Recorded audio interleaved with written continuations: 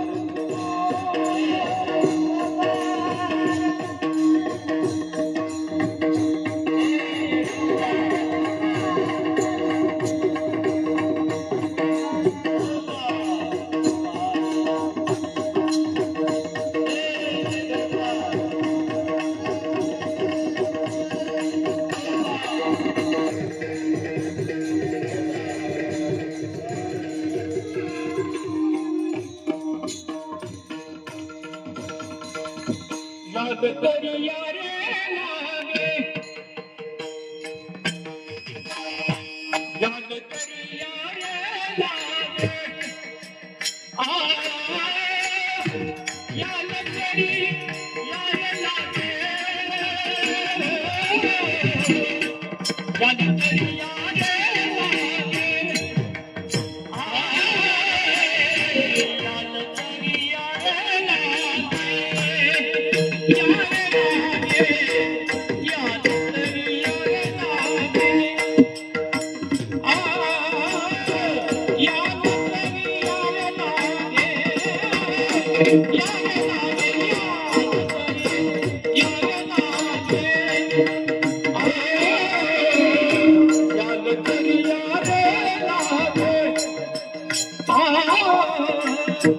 याद करिया रे लागे, अपन नावे जाको मरजा, याद करिया रे लागे,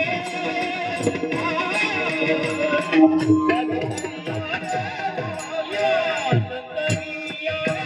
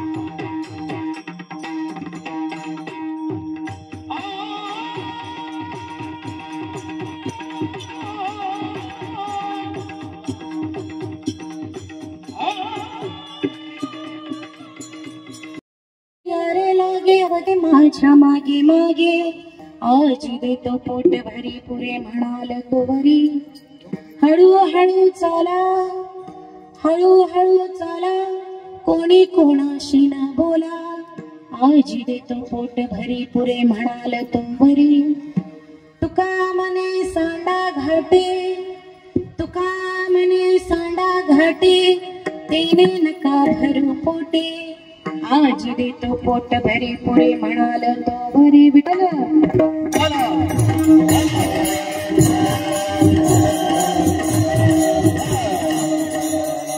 गुरुर्ब्रह्मा गुरुर्विष्णू गुरुर्देव महेश्वरा गुरु साक्षात परब्रह्म तस्मै श्री गुरुवे नमः तुझे अमृताचे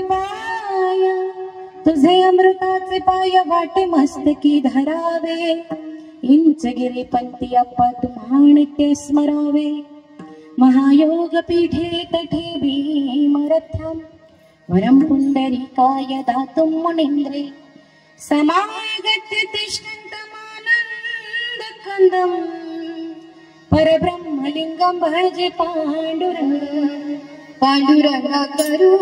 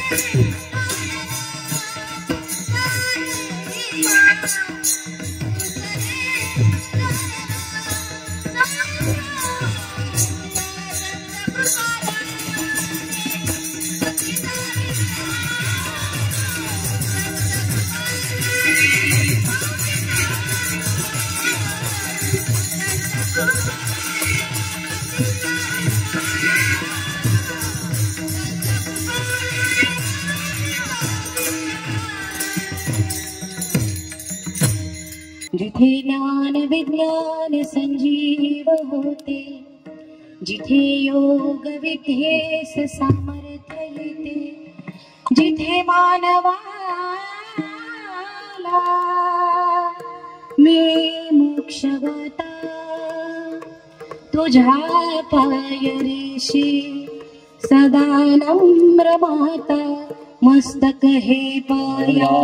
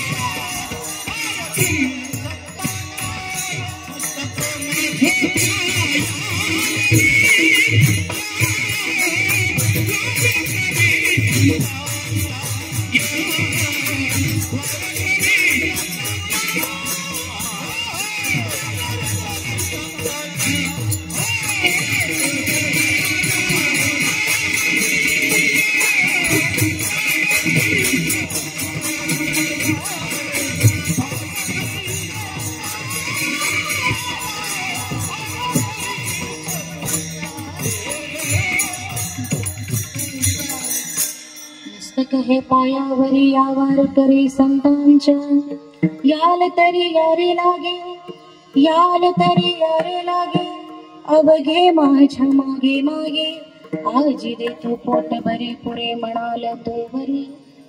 आज या ठिकाणी प्राप्तस्थळी प्राप्त प्रसंगी कीर्तन रूपी सेवेकरता घेतलेला अभंग जगतवंदनीय देहूचे सुप्रसिद्ध साधू संत तुकाराम महाराज यांचा अवघ्या 4 चरणाचा कालाला प्रकरणातील अभंग सेवेकरता घेतलेला आहे. विठ्ठल काल्याच्या कीर्तनाला वक्ता बांधलेला असतो.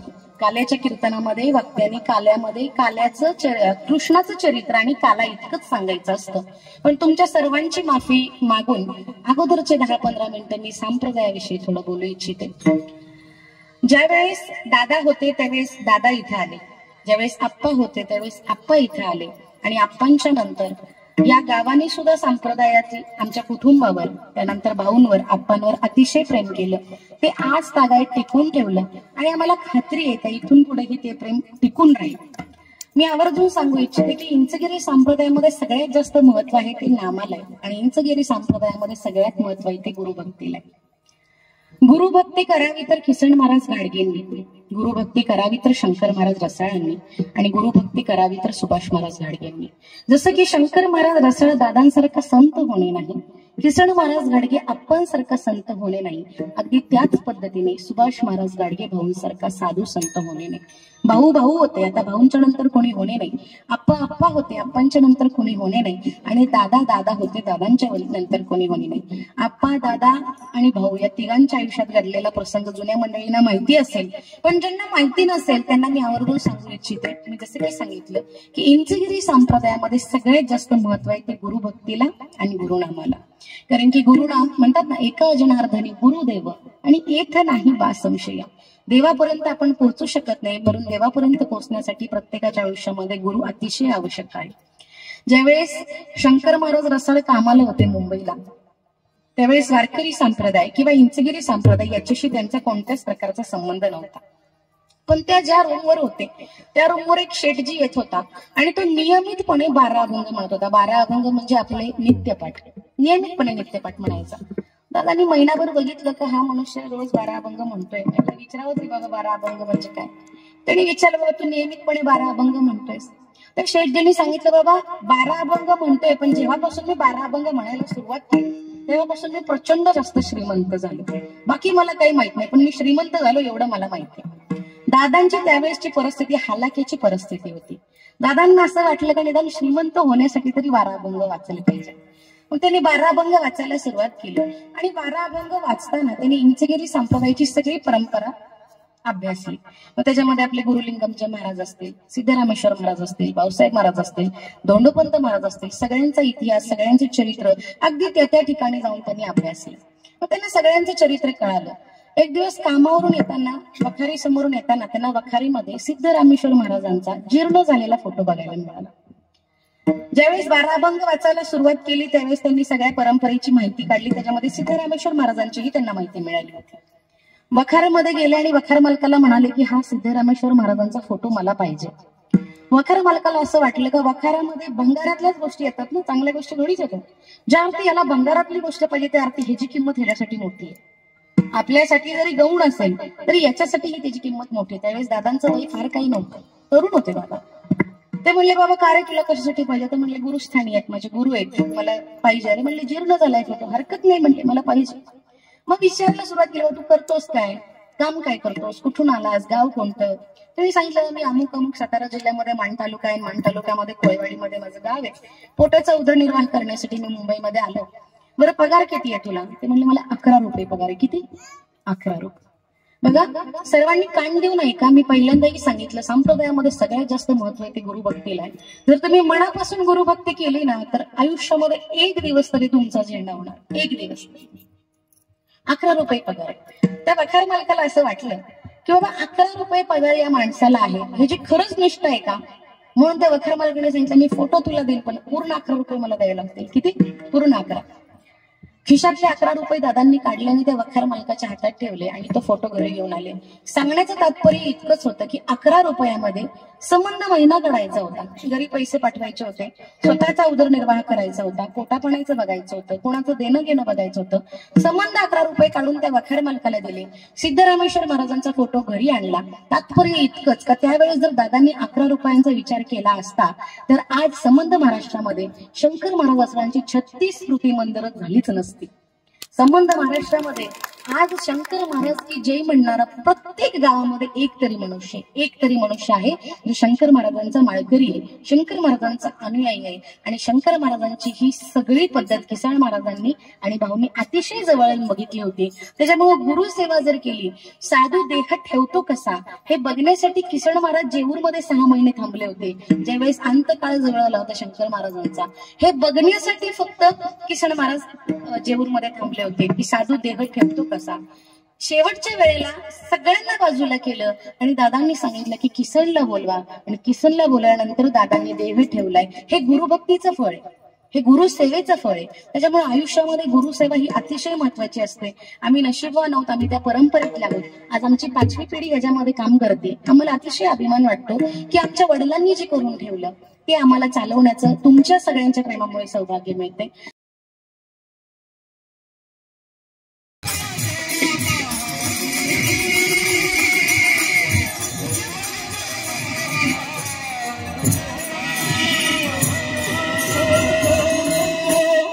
वडिलांची निरासे ग देवा आणि तुझी चरण सेवा पांडुरंगा. शंकर महाराजांच्या आयुष्यातला एक प्रसंग सांगितला, किसन महाराजांच्या आयुष्यातला एक प्रसंग सांगते. आमची अतिशय हलाखीची परिस्थिती होती. ज्यावेळेस आम्ही सगळे लहान होतो त्यावेळेस अतिशय हलाखीची परिस्थिती होती. भाऊ आणि आप्पा दोघेही कामासंदर्भात मुंबईला कामाला होते. दिवाळी आली का दिवाळीमध्ये कोळेवाडीचा लक्ष्मीचा रथ असतो, यात्रा असते लक्ष्मीची, आणि त्या यात्रेला शंकर महाराजांचं कीर्तन असायचं. शंकर महाराज जेऊरवरून यायचे. मग कोरेगावमध्ये उतरायचं. कोरेगावमध्ये उतरून तिथं फुलं घ्यायची, जेवढे काही पैसे असतील खिशात 5-50 रुपयाची फुलं घ्यायची. दोघांच्या उपरण्यात त्या फुलाचं गठुळ बांधायचं, ते गठुळ डोक्यावर घ्यायचं आणि ज्यावेळेस पांढरवाडीतून हे दोघं भाऊ चालत यायचे त्यावेळेस गावातली माणसं म्हणायची की गाडग्याच्या पोरांनी दिवाळीचा बाजार आणला, गाडग्याच्या पोरांनी दिवाळीचा बाजार आणला. पण मी खरं सांगू, बाजार घेण्या इतके पण पैसे त्यावेळेस नव्हते. पण जेवढे काही पैसे होते त्या पैशामध्ये त्यांनी फुलं आणायची. ती फुलं महाराजांच्या मंदिरापासून घरापर्यंत हांतरायची आणि त्याच्यावरून शंकर महाराजांना चालवत आणायचं. ते म्हणायचे दिवाळी खाण्यापेक्षा जे सुख आहे ते आम्हाला ह्याच्यात मिळते. आणि हे आम्हाला बघायला मिळालं म्हणून आजही आम्ही ते करतोय. आमचं नशीब आहे. ज्यावेळेस मागच्या वर्षी भाऊंचं हार्टचं ऑपरेशन झालं होतं त्यावेळेस देवाने आम्हाला संधी दिली, भाऊंना आम्हाला वाचवता आलं. यावेळेस देवाने आम्हाला संधी दिली नाही, भाऊंना आम्हाला वाचवता आलं नाही. हार्टचं ऑपरेशन झालं त्यावेळेस वडाव म्हणून एक गाव आहे, त्या वडाववरून बघा मगाशी मला वाटतं चोपदार काकांचा आणि माझाही विषय झाला की परमार्थ करावा ते कोकणातल्या माणसांनी, बरं का, अतिशय छान देखणा परमार्थ कोकणातली माणसं करतात. ती बिचारी वडावरून आली होती, तिने भाऊंच्यासाठी गुलाबजाम आणले होते. ऑपरेशन झालं त्यावेळेस भाऊंची 450 शुगर होती. किती? 450. डॉक्टरांनी सांगितलं एकही पदार्थ गोड त्यांना द्यायचा नाही. आता आम्हाला सांगितलं होतं, म्हणलं आम्हाला त्यांची काळजी घे नाही. ती बिचारी आतमध्ये आली, भाऊंच्या पाया पडली, तिने डबा उघडला आणि डबा उघडल्यानंतर तिथं गुलाबजाम दिसल्यानंतर मी भाऊंना म्हणलं का भाऊ खाऊ नका. भाऊंनी मला डोळ्यांनी खुणवलं. आमचं नातं बाप लेकीचं कमी होतं आणि मित्रमैत्रिणीचं जास्त होतं. डोळ्यांवरून मला कळायचं त्यांना काय म्हणायचंय. त्यांनी मला डोळ्यांनी खुणवलं, शांत बस. मी शांत बसले, एक गुलाबजाम खाल्ला, जेवण वगैरे झालं आणि ती बिचारी निघून गेल्या. त्यांनी मला आतमध्ये बोलावलं. ते म्हटले का भले माझे 450 शुगर असेल पण दादांच्या आयुष्यात घडलेला एक तुला प्रसंग सांगतो. मागच्या वर्षी त्यांनी मला प्रसंग सांगितला की ज्यावेळेस दादा आजारी होते त्यावेळेस सगळ्यांना कळालं की दादा आजारी आहेत, दादा काही खात नाहीत, दादा काही पित नाहीत, फक्त पाणी रस असंच काहीतरी खात. मग वडावमध्ये दादांचा अख्खा वडाव म्हणलं तरी वडागावमध्ये दादांचा खूप मोठा शिष्य परिवार आहे, अतिशय मोठा शिष्य परिवार. तिथल्या लोकांना कळालं. तिथे एक आजी होत्या 75 वर्षाच्या, त्यांनी दादांसाठी करंज्या बनवल्या होत्या. मी हे सांगण्याचं तात्पर्य सांगू तुम्हाला कळलं पाहिजे गुरुभक्ती म्हणजे काय. जुन्या माणसांना माहिती आहे, पण जी नवीन पिढी आहे ना त्या नवीन पिढीला कळलं पाहिजे गुरुभक्ती म्हणजे काय. मला परमार्थामध्ये आणि म्हणजे घरामध्ये सुद्धा म्हातारी माणसं फार आवडतात, बरं का, अतिशय आवडतात म्हातारी माणसं. आणि असावीत म्हातारी माणसं. जिथं चुकल तिथं कान धरायला म्हातारी माणसं आयुष्यामध्ये पाहिजे. 75 वर्षाच्या म्हातारीने करंजी बनवली आणि जेऊरमध्ये टेम्पो उभा राहिला आणि सगळ्यांना तुडवत ती बिचारी खाली उड्या मारल्या तिनं. लोकांनी तिला धरलं, दादांनी खाल्लं नाही, तू काही करू नको. तिने पुढचं ऐकलं नाही. सगळ्यांना ढकलून दादांच्या पुढे गेले, डब्यातली करंजी काढली, डायरेक्ट तोंडात टाकली. अख्खी करंजी दादी खाल्ली होती, बरं का. ज्या दादांनी 4 दिवस अन्नाचा कण घेतला होता त्या दादी अख्खी करंजी खाल्ली. ती बिचारी गेल्यानंतर दादांनी 4-5 जणांना बोलवलं आणि सांगितलं तर तिने माझ्यासाठी करंजी आणली हे महत्वाचं नाहीये, पण ज्या वेळेस तिला करंजी बनवायचं डोक्यात आलं त्यावेळेस तिनं दुकानात जाऊन मैदा आणला असेल, माझ्या गुरुला न्यायचंय. दुकानात जाऊन तिने रवा आणला असेल, खोबरं आणलं असेल, शेंगदाणे आणले असतील, ते भाजले असतील, ते कुठले असतील, त्याचं सारण केलं असेल, त्याच्यामध्ये तिचं पंचप्राण ओतलं असेल का माझ्या गुरूंना पाहिजे, माझ्या गुरूंना पाहिजे.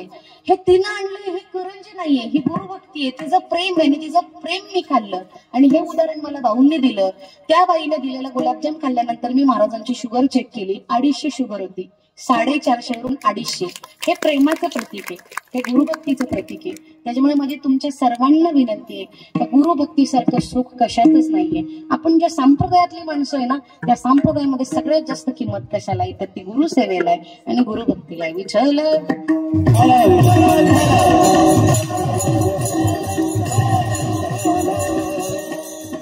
घेणार नाही तुमचा, पण हे सांगणं अतिशय गरजेचं होतं म्हणून मी सांगितलं.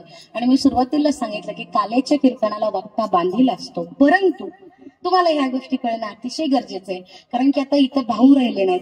भाऊ जरी शरीराने आपल्यात नसले तरी मी आता दिसेल त्या माणसामध्ये भाऊ बघते. आमचे महाराज असतील, आमचे नाना असतील, आमचे चव्हाण मामा असतील, शिंदे मामा असतील, सगळ्यांच्या मध्ये मी आता भाऊ बघते. आता तुम्हीच माझे भाऊ आहात, तुम्हीच माझी आई आहात, आता तुम्हीच मला सांभाळून घ्यायचे. आणि मी अतिशय स्वतःला नशीबवान समजते की ह्या जागेवर उभं राहण्याची योग्यता नसताना देखील तुम्ही मला इथं उभं केलं, हे माझं फार मोठं नशीब आहे. आणि मी म्हणते हे नशीब म्हणण्यापेक्षा हे माझ्या वडिलांनी, माझ्या चुलत्यांनी केलेली गुरुसेवेचं फळ आहे जे आम्हाला भोगायला मिळते. माझं पूर्वसंचित बहुधा चांगलं असेल, माझं मागच्या जन्मीचं पूर्वसंचित बहुधा चांगलं असेल, म्हणून इतक्या चारित्र्य संपन्न आणि सात्विक पित्याच्या पोटी माझा जन्म झाला.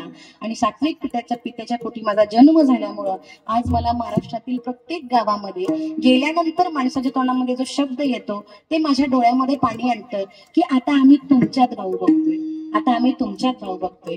मी सगळ्यांना शब्द देते की भाऊ भाऊ होते, भाऊ सारखा होणे नाही, पण भाऊंच्या सारखं प्रेम करण्याचं काम मी आणि गोरख महाराज नक्की करू. भाऊंच्या सारखं सुख दुःखामध्ये पोहोचण्याचं काम मी आणि गोरख महाराज नक्की करू. ज्यावेळेस मी कीर्तन करायला सुरुवात केली त्यावेळेस भाऊ नेहमी म्हणायचे की माझा वारसा चालवायला कोणीतरी झालं, मी मोकळा झालो. पिसड महाराजांचा वारसा गोरक्षनाथ महाराज चालवतात, माझा वारसा चालवायला माझी मुलगी तयार झाली. आता देवाने मला मरण दिलं तरी चालेल, पण ते असं म्हणत होते त्याचं हे कारण असेल हे आम्हाला मात्र कधीच कळलं नाही. विठ्ठल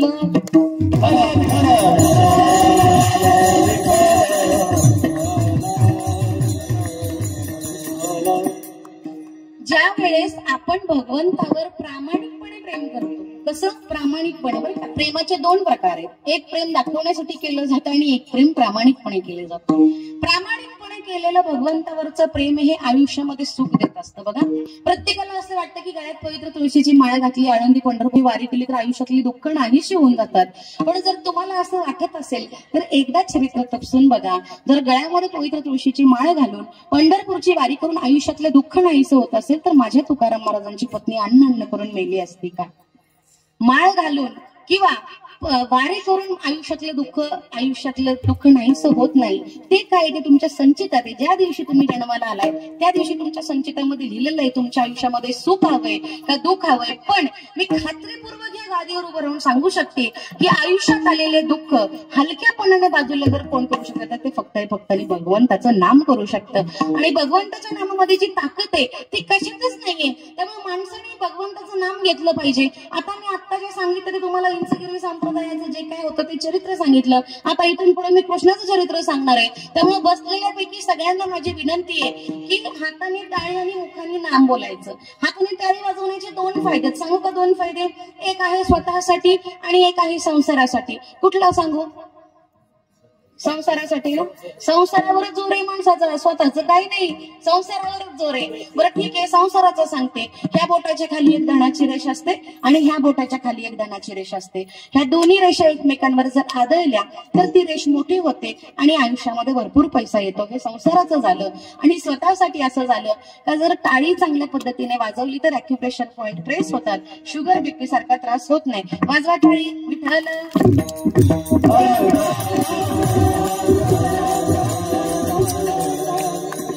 महाराज तुम्ही फक्त टाळी वाजवायला सांगितली, नाम घ्यायला सांगितलं का? नाम घ्यायला जे फायदे ते तुम्ही सांगितले का? म्हणून सगळ्यांनी फक्त टाळीच वाजवली, नाम घेतलं नाही. पण नामाचा फायदा मी आधीच सांगितला.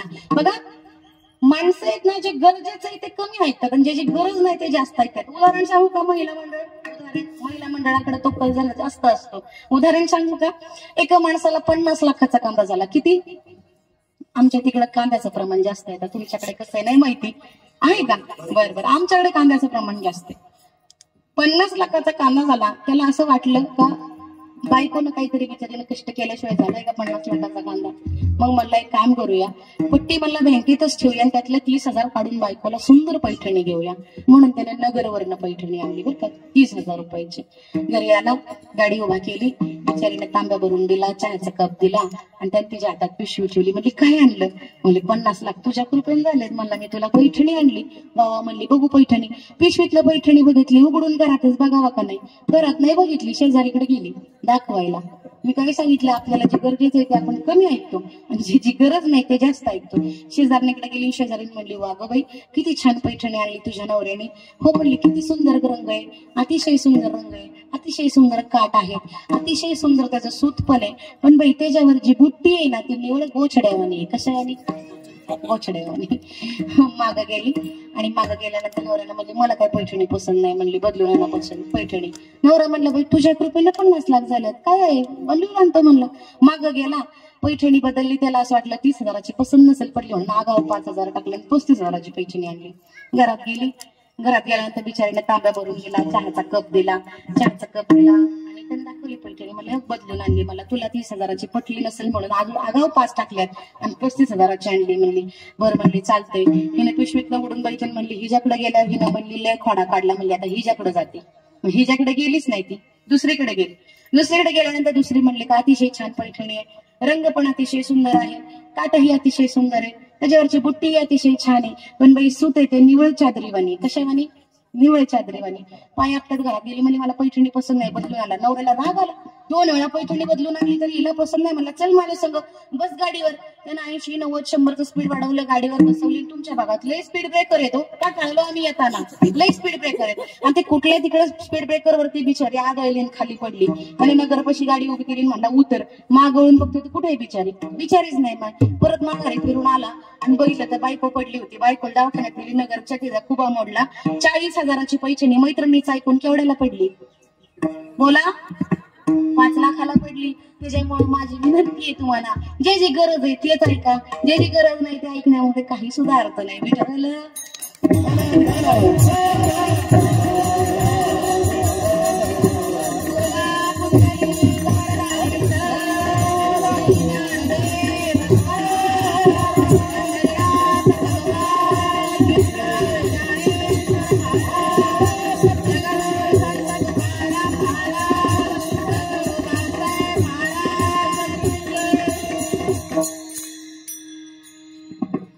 ज्यावेळेस देवकीचं लग्न झालं, ज्यावेळेस देवकीचं लग्न झालं त्यावेळेस देवकीचं लग्न झाल्यानंतर आकाशाची काय झाली, आकाशवाणी झाली. आणि आकाशवाणी झाल्यानंतर त्याने काय सांगितलं तर देवकीच्या पोटी जन्माला येणारा 8वा पुत्र हा तुझा काय करणार आहे, कंसा वध करणार आहे तुझा.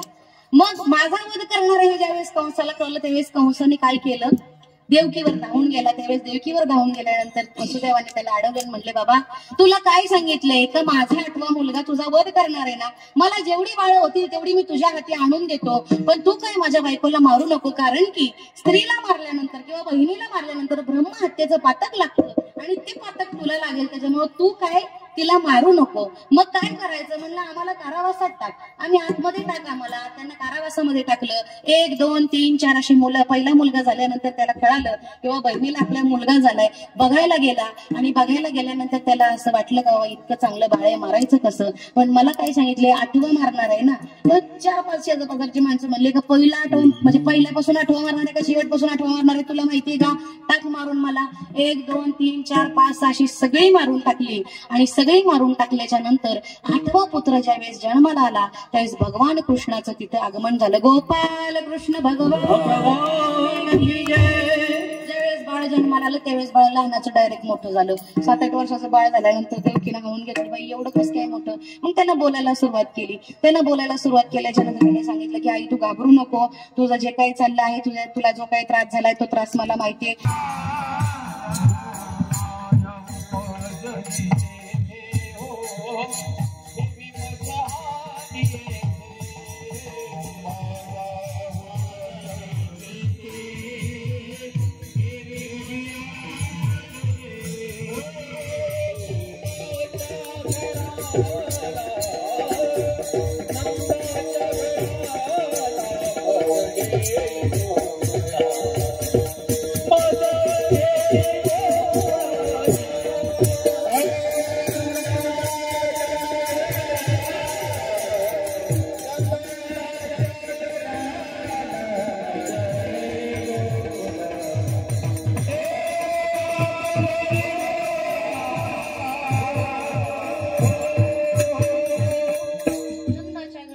नाही गोकुळाला. त्याने काय केलं, वसुदेवाने टोपलीमध्ये कृष्णाला भरलं आणि कृष्णाला मध्ये भरल्याच्या नंतर आपोआप पायातली बंधनं गळून पडली आणि पायातली बंधन गळून पडली. मला दर्शन द्या, अजून तुम्ही मला दर्शन देत नाही तोपर्यंत मी हात नाही, मला दर्शन द्या, मला दर्शन द्या. मग कृष्णानं काय केला,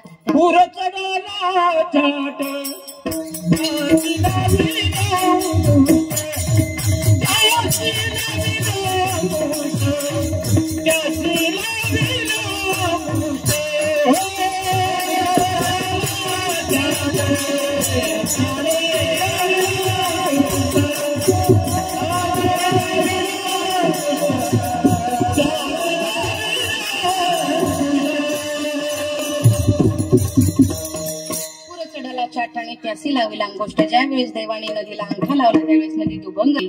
बस तिथं पोहोचले आणि तिथं पोहोचल्याच्या नंतर त्याने कृष्णाला ठेवलं. तिथे माया पुकलीमध्ये घेतली आणि कृष्ण माघारी आला. सकाळच्या देवाद्री माघारी आले आणि ज्यावेळेस सकाळ झाली, सकाळनंतर एक गवळण ज्यावेळेस आतमध्ये गेली त्यावेळेस बघितलं यशोदेवाला कोण आहे, कृष्ण आहे. यशोदेच्या बाजूला झालं, तिनं अख्ख्या गावामध्ये बाटा केला.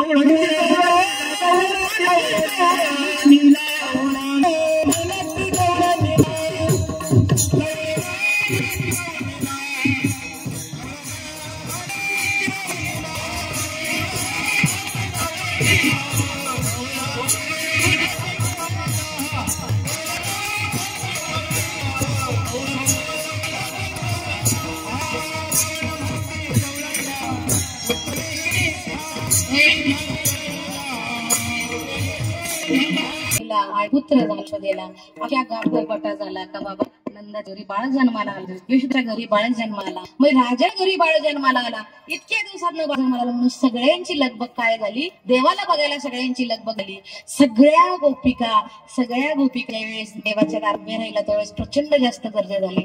ह्या गोपिका ज्या होत्या रामप्रभूच्या चरणामधल्या, ह्या गोपिका कोणत्या, गोपिका ऋषीमुनी होत्या. कारण की रामप्रभूंनी ज्यावेळेस दगडाला पाय लावला होता त्यावेळेस दगडाची काय होती, आगी झाली होती, म्हणजे दगडाची बाई झाली. त्यावेळेस त्यांना कळालं म्हणून सगळ्या ऋषीमुनींनी डोक्यावर दगड घेतले आणि डोक्यात दगड घेऊन रामप्रभूंकडे त्यांनी म्हणले की ह्याला पाय लावा. म्हणजे आमच्या आयुष्यामध्ये बायको आमची निर्माण होईल. प्रत्येकाला जसा पाहिजे त्या त्या आकाराचा त्याने दगड घेतला. पण देवाने सांगितलं की बोलिले वाल्मिक तैशीची चालीन आणि वर्तून राहिले. मला ह्या जन्मामध्ये ही करता येणार नाही, पण तुमच्या सगळ्या इच्छा सगळ्या मनोकामना मी पुढच्या जन्मामध्ये पूर्ण करेल. म्हणून त्या सगळ्या ऋषी मुनींना कृष्ण जन्मामध्ये काय केलंय, गवळणी केलंय. आणि वानर सेना होती. ज्यावेळेस राम रावणाचं युद्ध झालं आणि रावणाच्या युद्धामधून सीतेला ज्यावेळेस सुखरित्या वाचवून आणली, तर जनकाला असं वाटलं की सगळ्या वानर सेनेला अतिशय सुंदर असं भोजन करावं. म्हणून रामाजवळ निरोप ठेवला की राम प्रभू, आता इतकं सगळं आपल्या वानरांनी काम केलंय, तर त्यांना मला भोजन द्यायचंय म्हणले. तर त्याने रामप्रभूने सांगितलं का नका त्यांना भोजन देऊ, त्यांना भोजन म्हणजे काही कळत नाही. पण जनकाला असं वाटलं की नाही, माझे मुली सुखरूपरित्या यांनी सोडून आणले, त्यांना भोजन द्यायचंय. मग सगळ्यांना भोजनाला बोलवलं. अतिशय सुंदर असा भेद केला आणि सगळी वानरं जेवायला बसवली. वानरं जेवायला बसवली. वानराला माहितीये का जेवायचं कसं, माहिती का कसं जेवायला पाहिजे. पान वाढलंय त्याला असं वाटायचं का हेच खायचं. पत्रावळी वाटून पत्रावळीवाला शेवटपर्यंत जायचं. इकडच्या वानरांनी सगळ्याच पत्रावळ्या हाणल्या, सगळ्याच पत्रावळ्या हाणल्या. मागे बघते तर कुठे पत्रावळे, सगळ्याच पत्रावळ्या हाणल्या. ते कटाळल्या आतमध्ये गेले. म्हणलं आपण अजिबात बाहेर जाणार नाही. का म्हणलं हे पत्रावळ्याच खात्यात जाते, म्हणलं हे पत्रावळ्याच खात्यात. मग रामप्रभू बाहेर आले. म्हणले बाबा हे पात्र आहे, म्हणजे हे ताट आहे, हे तुम्ही खायचं नाही. ह्याच्यावर जे जेवण वाढतील ते जेवण तुम्ही खायचं. गेले रामप्रभू आतमध्ये बसले जनक राजासोबत. पात्र वाढली. आणि सगळ्यात महत्वाचं म्हणजे रामाचा आदर फक्त वानर सेना करत होती. राम जे सांगेल ते सगळं काही ऐकत होते. पात्र वाढली. पात्रावर जेवण वाढलं. जेवण वाढल्यानंतर त्याच्या पाठीमध्ये भोकराची भाजी वाढली होती. कशाची? भोकराची भाजी वाढल्यानंतर वानराची पिलं, वानर बी आगाव, वानराची पिलं सुद्धा आगाव. आपण सुद्धा जेवायला बसल्यानंतर गप बसतोय का? भात तिकडे कर, बुंदी तिकडे कर, वदने कळ घेतात ना. आपल्याला वेळ दम निघतोय का? त्यावर मिक्स नाही झालं पाहिजे. भाती तिकडे कर, बुंदी तिकडे कर. ते वानराने बी तीच गत केली. म्हणजे कशाची भाजी बघावं की होती भोकराची भाजी. भोकराची भाजी चिकट असते. भोकराच्या भाजीच्या आतमध्ये बी असतं. त्यानं त्या वानरानं एक वानरी होती, तिनं असं दाबल्यानंतर ते काय केली, बी उडाली. तिला असं वाटलं माझ्यापेक्षा मोठी उडी मारते, शक्य आहे का? म्हणून तिने उडी मारली. नवऱ्याला राग म्हणला माझ्यासमोर माझ्यापेक्षा मोठी उडी शक्य आहे का? तिने उडी मारली. वानराला असं वाटलं का हे उड्या मारूनच खायचंय का काय, म्हणून सगळ्यांनाच उड्या मारायला सुरुवात केली. परत ती कटाळली वाढणारी परत आतमध्ये गेले. म्हणले का असं चाललंय. रामप्रभू परत बाहेर आले. म्हणले जोपर्यंत वदनी कवळ घेता पूर्ण होत नाही, कुंडली कवरता पूर्ण होत नाही, तोपर्यंत कोणी सुद्धा पात्राला हात लावायचा नाही. सगळी बसली. परत भाजी वाढली. त्याच्यात जिलेबी वाढल्यानंतर त्या वानराच्या पिल्याला वाटलं हे डुलय का काय, म्हणून त्याने कानात घातलं. असं आईच्या कानात डुलय का काय म्हणून आईच्या कानात घातलं. ते सगळ्या वानरीला असं वाटलं का कानातच घालायचं, हे खायचं नाही. सगळ्यांनी उड्या मारायला सुरुवात केली. कानात गेला. सगळ्या पात्रात माती झाली. अतिशय वाईट वाटलं जनक राजाला. रामप्रभूंनाही अतिशय वाईट वाटलं. पण रामप्रभूंना त्या जन्मामध्ये त्यांना खायला देता येत नव्हतं, कारण की बोलिले वाल्मिक तैशीची चालीनं आणि वर्तुन दागिनं नामा म्हणे. म्हणून हे जे काही वानर होते ते पुढच्या जन्मामध्ये काय झाले, सगळे गोपाळ झाले. सगळ्या गोपाळांनी, सगळ्या गोपिकेंनी ज्यावेळेस दारामध्ये दाटी केली का बाबा नंदाचा बाळा आहे तरी कसा, राजाचा बाळा आहे तरी कसा, सगळ्यात श्रीमंत एक गवळण होती. आणि ती श्रीमंत गवळण देवाला आतमध्ये बघायला गेले. आतमध्ये बघायला गेल्यानंतर सगळ्यांनी रांग लावली होती का, देवाला बघायची रांग लावली होती सगळ्यांनी. ती आतमध्ये गेली. हातामध्ये मुठभर सोनं घेतलं होतं. देवावरून ओळून टाकलं आणि देवाला बघतच बसले. देवाच्या पायावर ठेवले. बाहेर आल्यानंतर सगळ्यांची गलबला झाली का बाई कसा आहे देव कसा आहे. तर ती म्हणते पाहिला नंदाचा नंदना,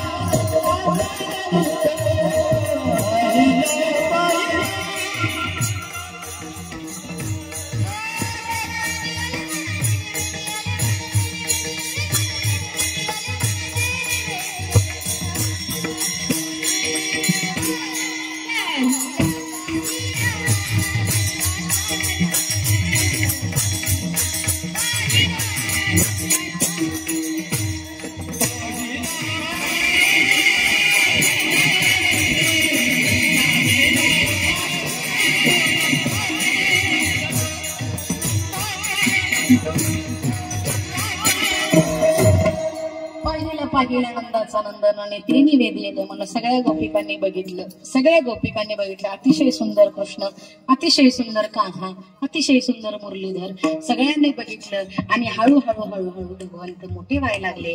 आणि भगवंत मोठे व्हायला लागल्यानंतर ते अंगणामध्ये रांगायला लागले. आणि अंगणामध्ये रांगायला लागल्यानंतर सगळ्या माणसांनी यावं, गोपिकेने दारात उभं राहावं आणि दारात उभं राहून देवाला बघावं. देवाला तळ हात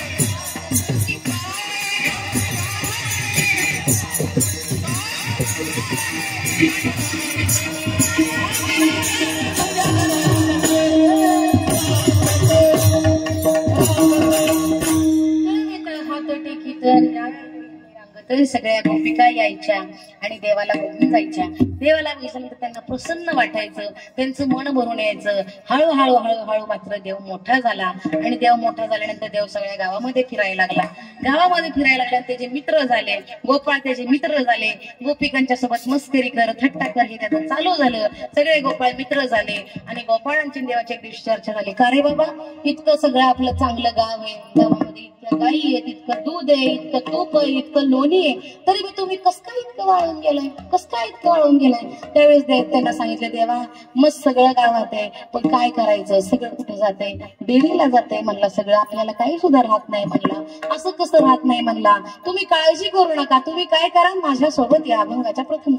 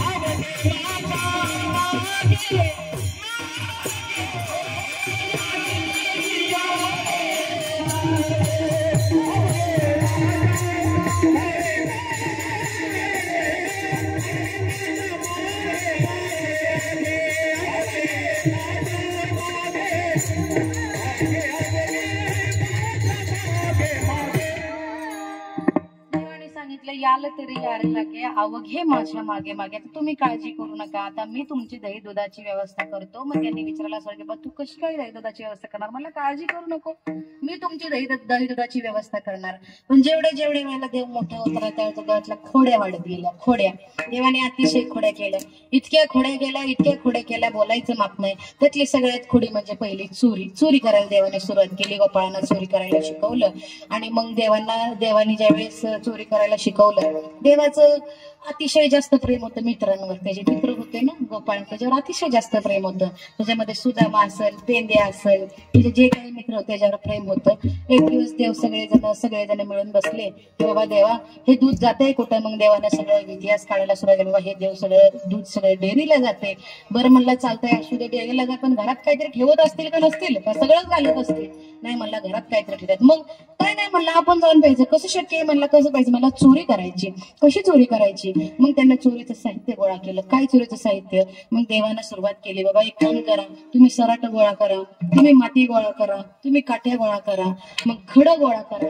मग देवाने गोपाळाने त्याला विचारलं, बाबा देवा सराट कशाला? म्हणला अरे वेड्या, जर आपण चोरी करायला गेलो आणि चोरी करायला गेल्यानंतर समजा आपण चुकून गावलो तर आपण पळणार ना. आपण पळल्यानंतर गोपी काय आपल्याला जाऊन देईल का? म्हणला धरलं तर काय करायचं? मग मला सराटायचं काय? मला ते सराट तिच्या पायात टिकून द्यायचं आणि आपण पळून यायचं. म्हणजे सराट तिच्या पायात मोडले होते, काढा उचल तेवढ्यात आपण चॅट देऊन पळून जायचं. म्हणलं ते झालं खरं. म्हणलं मग ती कशाला? म्हणलं एक गोपाळ जास्त हुशार होता. म्हणला ते सगळं खरं आहे म्हणला, पण हल्लीच्या गवळणी म्हणला मॉडर्न आहेत म्हणला, चप्पल घातली असेल किंवा सँडल घातला असेल तर सराटा रुतणार नाही ना, शक्यच नाही. हो म्हणला मग सराटा रुतणार नाही म्हणून तर माती घेतली ना आपण, माती टाकायची डोळ्यात, ती चोळत बसेल त्यावेळेस आपण चॅक देऊन पळून जायचं. बरं म्हणला काट्या कशाला? तर म्हणला काट्या याच्यासाठी. कसं? खडं कशाला? खडं याच्यासाठी की बाबा भरलेलं माठ आहे तर त्याच्यावर आपण खडा मारायचा. जर मग ढुंग वाजला तर समजायचं त्याच्यात काहीतरी आहे, ढुंग वाजला तर मला त्याच्यात काही सुद्धा नाही, मोकळा आहे म्हणायचं. ह्याच्यासाठी म्हणला खडा.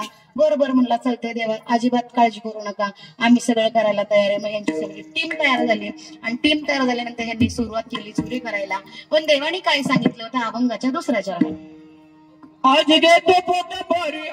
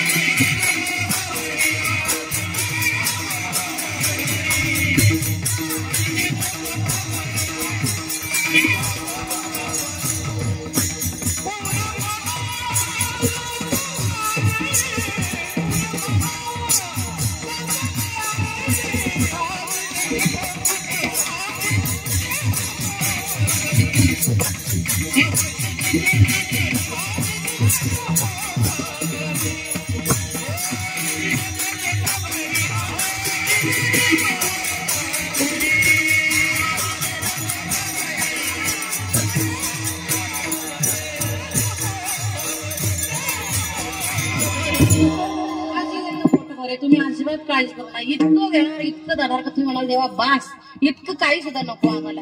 मग सगळे गोपाळ देवाच्या मागे गेले आणि सगळे गोपाळ देवाच्या मागे गेल्यानंतर देवाने एक मंत्र दिला होता. काय? ज्या वेळेस मी म्हणेल डोळे बंद करा त्यावेळेस डोळे बंद करायचे आणि ज्या वेळेस मी म्हणेल उघडा त्याच वेळेस उघडायचे. अजिबात कोणी सुद्धा शहाणपणा करायचा नाही. पण काही लोक अतिशहाणी असतात, देवाचं काही कुणाचंच ऐकत नाही. काही लोक अतिशहाणी असतात. मग देवाने सांगितलं बाबा आता आपण इथे पोचलोय ना, आता घरात तरी गोपिका बसली, मग जायचं कसं? मला अजिबात काळजी करू नका, मला जादू येते जादू. मग देवाने काय सांगितलं? तर डोळे बंद करा. सगळ्यांनी डोळे बंद केले. अरे वा वा वा वा वा, अरे वा.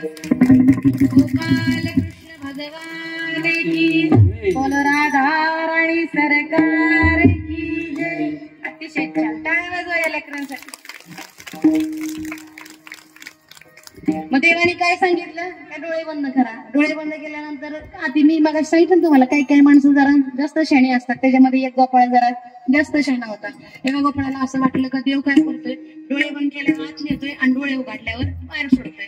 डोळे बंद केले त्यानं आत जाताना, त्याला असं वाटलं का डोळे बंद करून आत आलो या, मग डोळे बंद करून आपण बाहेर जायचं तर आपण काय करायचं, थोडं उघड ठेवायचं अर्ध डोळं. मग त्याने अर्ध डोळं उघडं ठेवलं आणि ज्यावेळेस दह्या दुधाचा लोट वाहिला ते गोपिकाच्या पायाला लागला तेव्हा गोपिकाला म्हणलं केला कृष्णानं काहीतरी 100% बाजार केला. सगळ्यांनी डोळे बंद केले आणि सांगितलं आता डोळे बंद करा आपल्याला निघायचे. पण एक हुशार होता त्यानं अर्ध डोळं उघडं ठेवलं. अर्ध डोळं उघडं ठेवलं झाली त्याची एवढी पंचायत, त्याचं मुंडकं गेलं वर आणि पाय राहिलं खाली आणि गोपिकाला तो नेमका गावला. इतका हाणला माफ नाही. त्याच्यानंतर त्यानं वर्ण विनंती केली, बाबा चुकलं देवा माझं, मला माफ कर, मी अजिबात असला शांतपणा करणार नाही. परत डोळे बंद केले. परत देवाने त्याला बाहेर घेतलं आणि देवाने त्याला काय सांगितलं होतं अभंगाच्या 3रा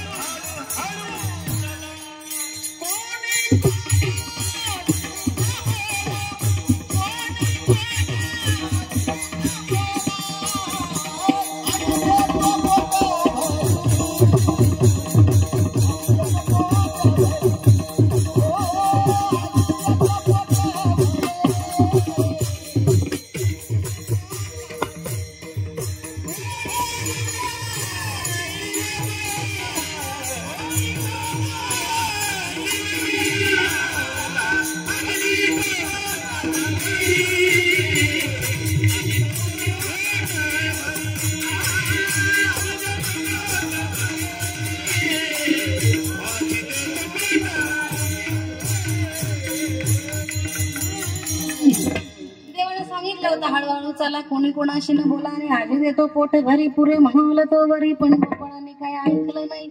हे झालं सगळं गोपाळांचं. मग रोज एकीचं भांडण दारात यायचं, रोज एकीचं भांडण द्यायचं. यशोदे कृष्णाला सांगावे, यशोदे कृष्णाला सांगावे.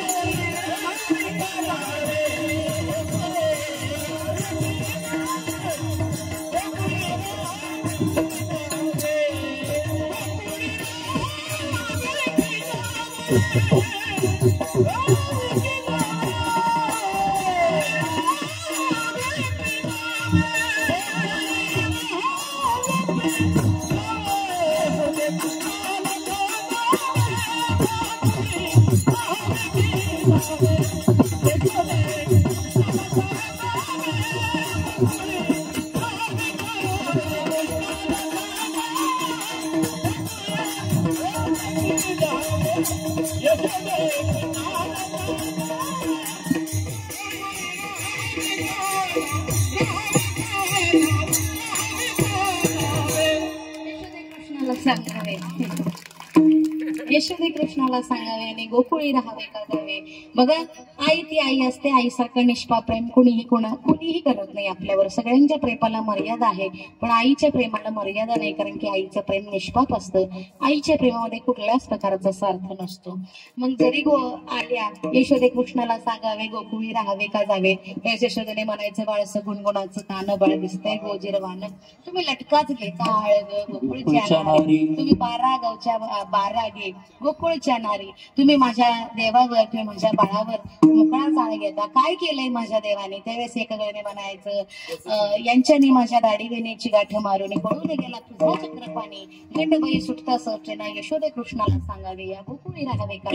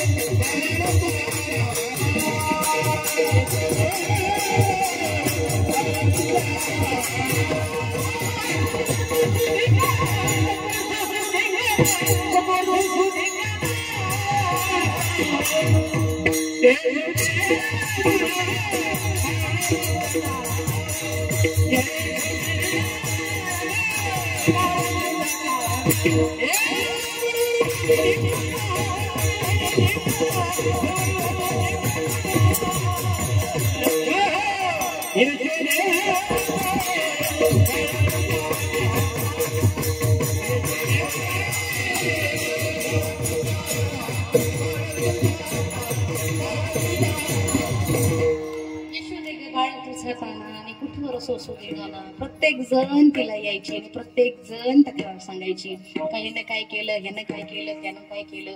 एकदा काय केलं, देवाला असं वाटलं का रोज एक जण माझ्या घरी येऊन तक्रार करते ना, आता एकीची तरी मी पुंगी वाजवल्याशिवाय राहणार नाही. रोज एक जण माझ्या घरी येते तक्रार करते, रोज एक जण येते माझ्या घरी तक्रार करते. आता करायचं काय. देवाला असं वाटलं का आता तक्रारी तर होत होते, आपण तक्रारी आता घरपर्यंत यायला लागला. आई ती आई असते. मी तुम्हाला सांगितलं की आईसारखं निष्पाप प्रेम कोणी सुद्धा करू शकत नाही. माईला असं वाटलं की बाई माझं पोरग एवढं सगळं खोडे करते, मग गणपती बाप्पाला नमस्कार होता, देवा माझ्या पोरानं जर खोड्या बंद केल्या तर मी काय करेन, तुला 21 मोदक किंवा 500 मोदक असं काहीतरी तुला मी नैवेद्य दाखल, माझ्या पोरानं खोड्या बंद केल्या पाहिजेत. देवाला कळलं काय ना आपला नवस केलाय, निदान ते नवस पुढच्या चतुर्थीपर्यंत फिटेपर्यंत तरी खोड्या बंद कराव्या. त्या परत बघून महिनाभर देवाने एक सुद्धा खोडी केली नाही, बरं का, एक सुद्धा खोडी. सगळ्या गोकुळाला आश्चर्य वाटलं, कसं काय एक सुद्धा खोडी नाही केली. मग संकष्टी चतुर्थी आली आणि त्याच्या आईला असं वाटलं का बाई माझ्या पोरानं एक बी खोडी नाही केली. मग हारावर मोदक केलं आणि देवाला म्हणली, देवा तुम्हाला नवस केला, तुम्ही कसं काय वाईट केलं, लवकर माझा नवस मानला, माझ्या कानानं एक सुद्धा खोडी नाही केली म्हणली.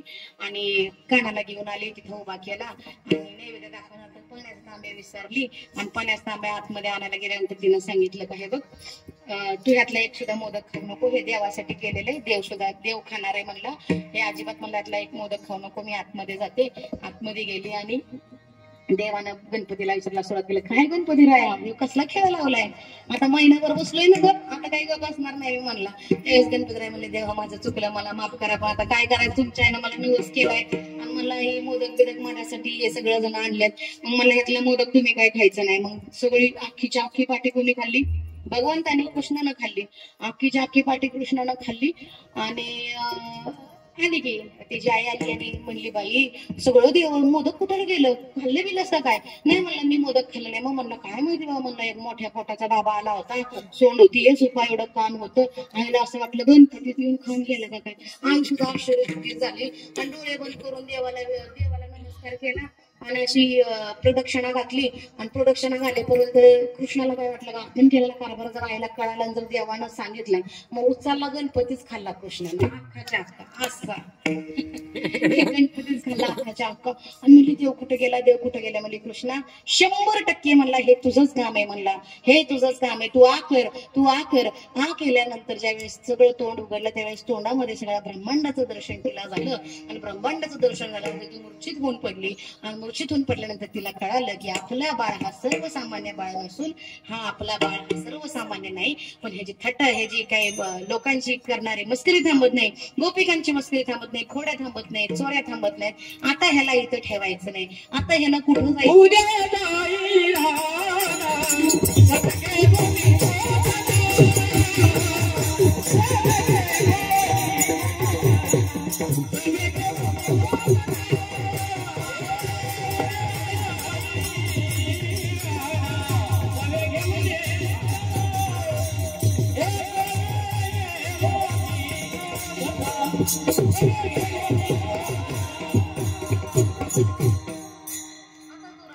सगळ्या गायी घ्यायच्या, तू इथं थांबायचं नाही, रोज एकाचं भांडण मिटवायला मी नोकरी नाही, तू काय करायचं, सगळीकडे सगळ्या गायी घ्यायच्या आणि जायचं.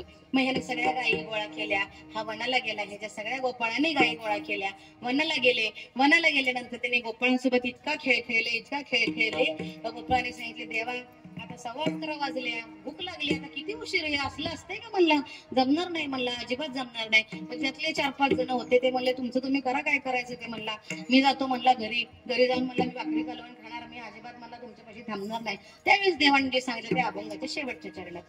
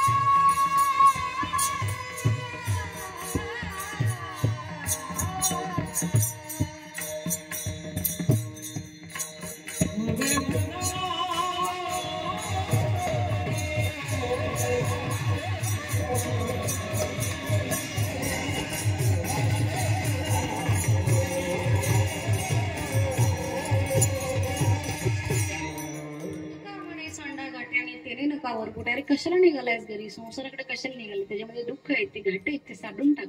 तू इथे आमच्या सोबत राहा. मग सगळ्यांची शिदोरी एकत्र केली, सगळ्यांची शिदोरी एकत्र करून सगळ्यांनी ती गोष्ट खाल्ली, म्हणजे त्याचा काला केला. या दंडीमध्ये काय लाह्या आहेत, फळं असतील, दही असेल. ज्यावेळेस लाह्या टाकल्या त्यावेळेस लाह्या वेगळ्या होत्या, फळं टाकली त्यावेळेस फळं वेगळी होती, दही टाकलं त्यावेळेस दही वेगळं होतं. पण गेली 1-2 तास त्याच्यामध्ये दही लाया फळं एकत्र आहेत.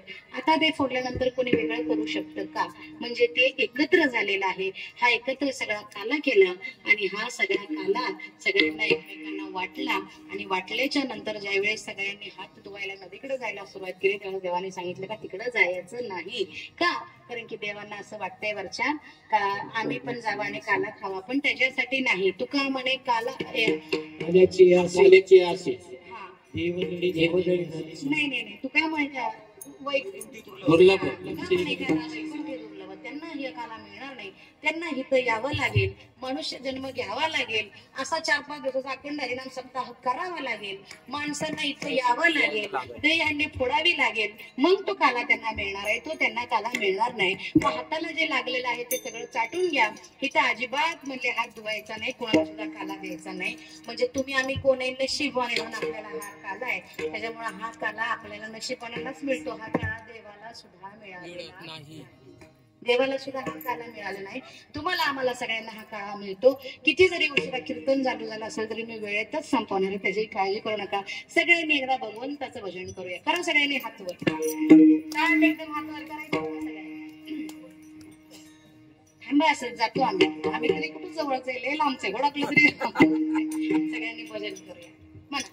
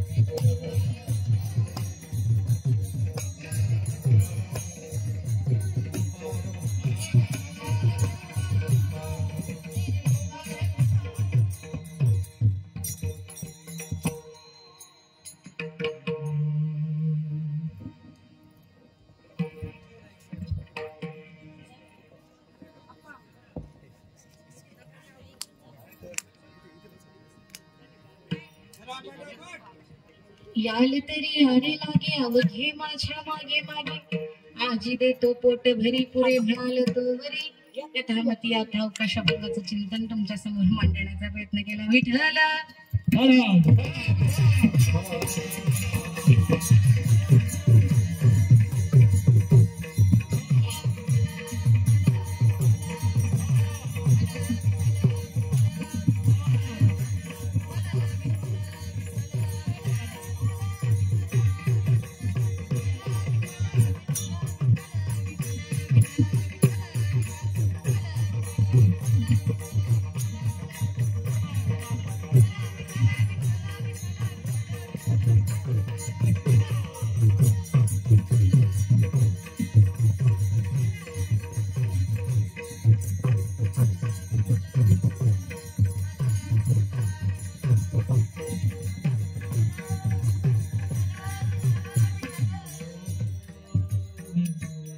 यथामती यथावकाश भंगाचं चिंतन तुमच्या समोर मांडण्याचा प्रयत्न केला. जे काही योग्य असेल ते माझे श्री गुरु वैकुंठवासी हरिभक्तपरायण सुभाष महाराज गाडगे भाऊ माझे वडील, आणि जे काही चुकीचं असेल तर मी तुमच्या सर्वांचं बाल्य काही समजून बघतो. जाता जाता आवर्जून एक गोष्ट सांगेल का, ह्या गावाने आमच्यावर जे प्रेम केलं त्या प्रेमातून आम्ही कधीच उतराई होऊ शकत नाही. आम्हाला खात्री आहे भाऊ असताना तुम्ही आमच्यावर जे प्रेम केलं ते भाऊ नसताना सुद्धा आमच्यावर प्रेम कराल. फक्त माझी तुम्हा सर्वांना एक कळकळीची विनंती आहे की इंचगिरी संप्रदायाचं पाईक म्हणून, बरं का, इंचगिरी संप्रदायाचे पाईक म्हणून किंवा किसन महाराज गाडगे असतील किंवा सुभाष महाराज भाऊ असतील यांचं एक प्रतिनिधित्व म्हणून या सप्ताहामध्ये आवश्यक नाही की कालाच असावा, पण संप्रदायाचं प्रतीक म्हणून आम्ही इंचगिरी संप्रदायाचे सेवक आहोत. त्यांची धुरा घेऊन आज आम्ही महाराष्ट्रभर फिरतोय.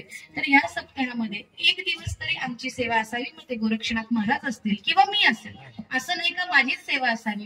गोरक्षनाथ महाराज असतील तरी चालेल किंवा मी असेल तरी चालेल, कारण की तुमच्या गावाचे आमच्यावर प्रचंड जास्त उपकार आहेत. त्या उपकारातून आम्ही उतराई होऊ शकत नाही, पण त्या उपकारातून उतराई होण्यासाठी आम्ही वर्षाच्या काठी एकदा तरी तुमच्या गावामध्ये किंवा सुखदुःखामध्ये आम्ही नक्कीच हजर राहू. अजून एक गोष्ट आवर्जून सांगते की तुमच्या मुलांना, तुमच्या मुलींना एखादं पुस्तक कमी शिकवा, पण संस्कार शिकवा, कारण की संस्कार ही काळाची गरज आहे. की लहान लहान लेकरं बघितल्यानंतर मला अतिशय छान आनंद झाला महाराज. निगळाजवळ जाधववाडी गाव आहे, सातारा जिल्हा, माण तालुका. तिथं माझी वारकरी शिक्षण संस्था आहे. 18 मुलं माझ्याकडे आहेत. अजून एक गोष्ट सांगते, काही जणांना माहिती असेल, काही जणांना माहिती नसेल. माझ्या लग्नाला 17 वर्ष झाली, पण मला बाळ होत होतं. माझ्या वडिलांनी मला सांगितलं की तुला एक बाळ होत नाही म्हणून काय झालं, आज 20 मुलं नाही करू. त्यांची कृपा आहे माझ्यावर. आज 20 मुलं आहेत माझ्याकडे आणि मी 20 मुलाची आई. ते मला म्हणतात ही मुलं 1 रुपया नेतात आमच्याकडे, किंवा बांधून येणार 3 पैसे आम्ही या मुलांचे खर्च करू. सेवा सूर्य गुरुकुलम नाची ही संस्था आहे. सेवा सूर्य म्हणजे किसन महाराजांचं ब्रीद. आमच्या पिढीमध्ये आज ही 4थी पिढी आम्ही कार्यरत आणि 4थ्या पिढीने आम्ही आयुष्यभर फक्त सेवा केली आणि सेवेचं प्रतीक म्हणून आज आम्ही ही 20 मुलं मोफत सांभाळतो. तुमच्या सर्वांच्या आशीर्वादाची त्याला गरज आहे. मी तुम्हाला माझ्या मुलांना मदत करा असं म्हणत नाही, पण माझ्याकडे काही औषधं आहेत, माझ्याकडे चिक्की आहे. ही औषधं गुडघ्यावरची, डोळ्यावरचा ड्रॉप असेल, मलम असतील, मुतखड्याचं आहे, खोकल्याचं आहे, ते तुम्ही माझ्याकडून घेऊन जा. त्याच्यातून जे काही 4 रुपये मिळतात त्या 4 रुपयावर मी ह्या मुलांचा उदरनिर्वाह करत असते. घ्या अशी जबरदस्ती नाही, पण तुमचा मार्ग, तुमचा पैसा कुठल्या तरी माध्यमातून या मुलांच्यासाठी खर्च होणार आहे. आणि आवर्जून सांगेल, जर तुम्ही 100 रुपये कमवत असाल तर 10 रुपये तरी तुम्ही दान करायला पाहिजे. सुभाषितकार सांगतात की हस्तम पवित्रम यदि दान पुण्यम, पादम पवित्रम यदि तीर्थयात्रा, मुखम पवित्रम यदि नाम घोष, हृदयम यदि मंत्र. तुम्ही हाताला पवित्र तेव्हा ज्यावेळी मी हाती कुणाला तरी दान करा. तुमच्या आयाला तर तेव्हा ज्यावेळेस तुम्ही एकदा तरी आनंदी पण पुढची वाट कराल. तुमच्या मुखाला पवित्र तेव्हाच ज्यावेळेस तुम्ही मुखातून एकदा भगवंताचे नामचिंतन कराल. आणि तुमच्या हृदयाला पवित्र तेव्हाच आहे का ज्यावेळेस तुम्ही एकदा तरी हृदयामध्ये इतरांच्या विषयी प्रेम ठेवाल. तो नेहमी सांगायचे, तुम्हाला वेद कळायला नाही तरी चालेल, पण तुम्हाला लोकांच्या वेदना कळायला पाहिजे. आणि ज्या दिवशी तुम्हाला वेदना कळतात त्यावेळेस तुमच्याकडे सेवा हा भाव येत असतो. सेवा हा भाव आमच्याकडे परंपरेने आलेला आहे. तुम्ही सर्वच मंडळी, आमचे आदरणीय शिंदे महाराज असतील, आमचे नाना असतील, आमचे शिंदे मामा असतील, आमचे चव्हाण मामा असतील, आमचे ते दादा असतील, पेटी मास्तर, सर्वांनी जे प्रेम दिले त्या प्रेमातून आम्ही कधीच उतराई होऊ शकत नाही. आता फक्त आम्ही तुमच्याकडे एक भाऊ या नात्याने बघतो का तुम्ही आमच्यावर भाऊंसारखं प्रेम करा. भाऊ भाऊ होते, भाऊंसारखं होणे नाही. पण योग्यता नसताना, पात्रता नसताना तुम्ही मला इथं उभं केलं. या संपूर्ण कार्यक्रमामध्ये जी शूटिंग केली ते आमचे संजय दादा, त्यांनी आभार. आणि खरं सांगू का, मला ना त्या दादांचं फार कौतुक वाटतं. त्यांच्यासाठी टाळ्या वाजवा. ते काठी सगळ्यांना सेटल करायला, पण ते नाचतायत, आनंद घेतायत भजनाचा. हे चोपदार बाबा म्हणजे इतकं ते बोलायचं नाही, इतके तरुण आहेत. अतिशय छान, खूप छान. ही संस्थेतली मुलं असतील, अतिशय छान. सगळ्याच आमच्या ताई असतील. अतिशय सुंदर आवाज आहे बाळा तुझा. येत्या काळामध्ये महाराष्ट्रामध्ये तुझं फार मोठं नाव आहे. आणि त्यानंतर माझ्यासोबत माझे सहकार्य आहेत. सय्यदजी महाराज असतील, आमचे रजत महाराज असतील, माझ्या गुरुकुलातले 2 मुलं आलेत. सर्वांच्या चरणावर सेवा समर्पित करून वैकुंठवास हरिभक्त परायण सुभाष गाडगे भाऊ वडील त्यांच्या चरण सेवा समर्पित करून माझा सेवा पूर्ण केला.